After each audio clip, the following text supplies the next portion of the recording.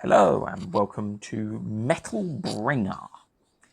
Signed a spiritual sequel to Samurai Bringer, if anyone played that one. Guess what? Another roguelike on Steam. These are somewhat everywhere. Anyway, in we hop, because this one's kind of cool.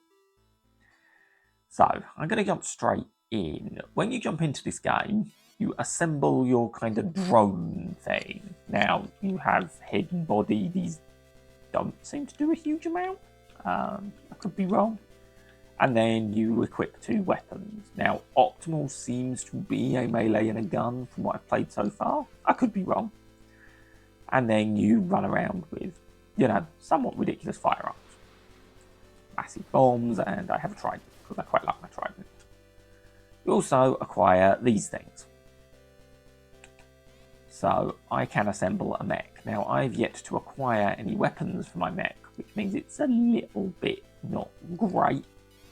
I can run around with it set up like this, and I think I probably will for this run I'm going to use to show this game off.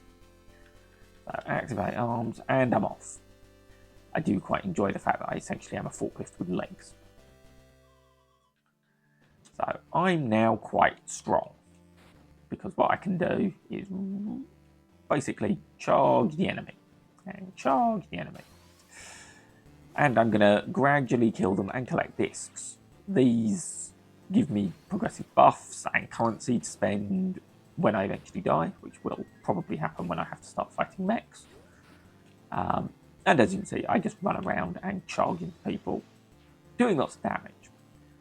Now, art style wise, this game is awesome.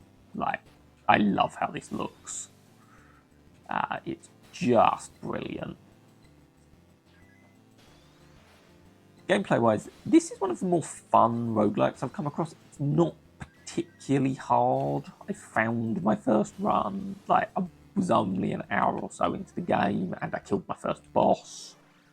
And it really wasn't a sort of massively taxing experience, which is a pleasant change of pace, There are enough games out there that kick us in the teeth for playing them that actually having something nice is quite good. There we go. I've got a new, probably body for me mech. I'm not sure. But as I wander around, I collect. And here we go. Now I've got other mechs to deal with too. Now, when I break these mechs, assuming, they don't break me first, which they might, because I'm really not that strong, I can steal their parts, which, as you might have guessed, is kind of handy.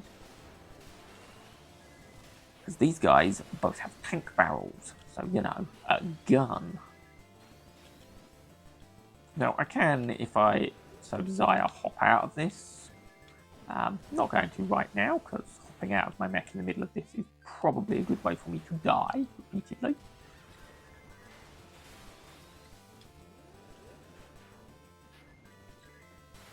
Come on. You need to die, you need to go away. Nope. But I'm gonna slowly work my way through and hopefully, kill everyone off. The game is very flashy in its effects, if that's not something you like. Yeah, I don't know of a way to turn it off, and I don't think the game would feel right without them, so just be aware of that bit.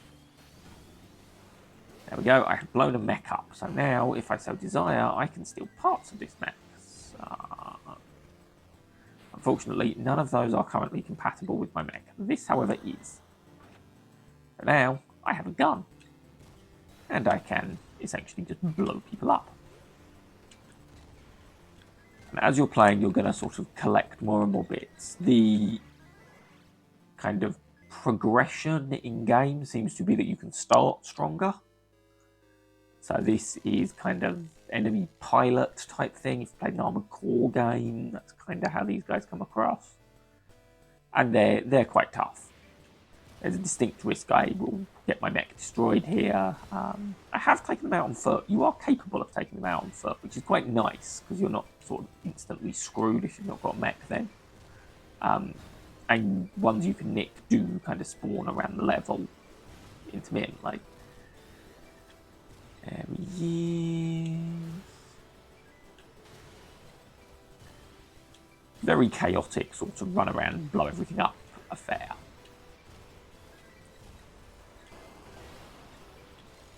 Now, this is again a game that I found runs really beautifully, really nicely running game.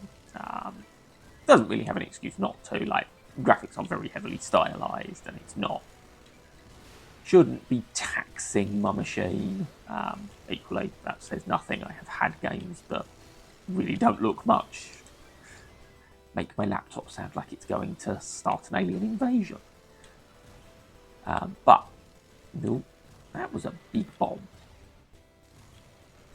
So, as you can see, you overheat. And you can overheat when you're on foot as well. Overheating is something that just kind of happens quite frequently.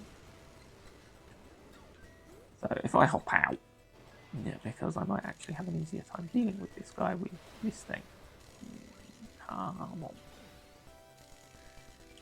Or not, because it won't target him. You need to eat some missiles. Okay, we shall pop back in here. And try and do it with this. As it's just me and him, I might be alright. And then again, that might happen. Oh. Well, either me trying to do voiceover on this while playing has made it lots harder, or this is a much harder enemy than normally spawns, because that was pretty dreadful. But there we go, these things happen. Then we return to base, we get our chips. The more we've got, the more currency we get. And I've got 1,000. I obviously spent every penny I had because before I came out. You don't lose anything you haven't spent. And you come over to here. So I've obtained some new stuff. Documents give kind of story stuff. I've not found the story overly compelling, but then it's a roguelike. I mean, it's kind of not why you play it. So, in regards to new weapons,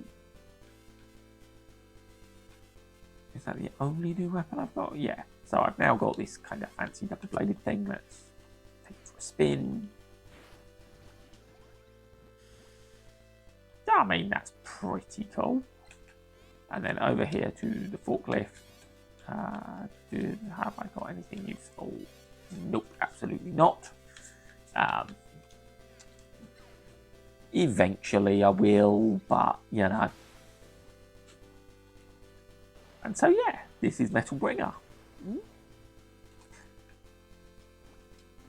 Solid for roguelites, actually. I think this one's actually worth picking up if you're not completely over roguelites entirely. Yeah, solid game.